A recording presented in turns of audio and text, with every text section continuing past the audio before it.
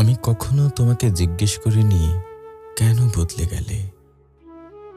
কারণ আমি জানতাম কিছু প্রশ্নের উত্তর থাকলেও মানুষ বলতে চায় না, আর কিছু উত্তর শুনলেও তা মেনে নেওয়া যায় না। তুমি ধীরে ধীরে দূরে গিয়েছিলে, কিন্তু আমি প্রথমে সেটা বিশ্বাস করতে পারিনি। ভাবতাম এটা সাময়িক, হয়তো কোনো একদিন তুমি আবার আগের মতো হয়ে উঠবে। কিন্তু সময় আমাকে অন্য কিছু শিখিয়েছে।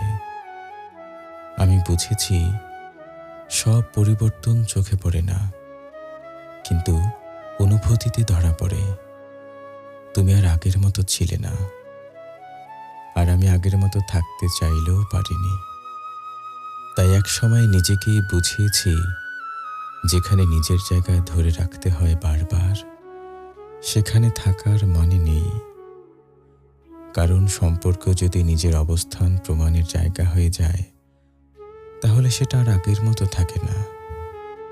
আমি চুপচাপ সরে গেছি, কোনো ঝড় তুলিনি, কোনো অভিযোগ রাখিনি। শুধু নিজেকে এমন জায়গায় নিয়ে গেছি যেখানে অন্তত নিজের কাছে ছোট হতে হয় না। তুমি হয়তো খেয়াল করনি আমি কবে দূরে চলে গেলাম, কিন্তু আমি জানি এই দূরে চলে যাওয়ার পেছনে ছিল অনেক না বলা কথা, অনেক না পাওয়া উত্তর।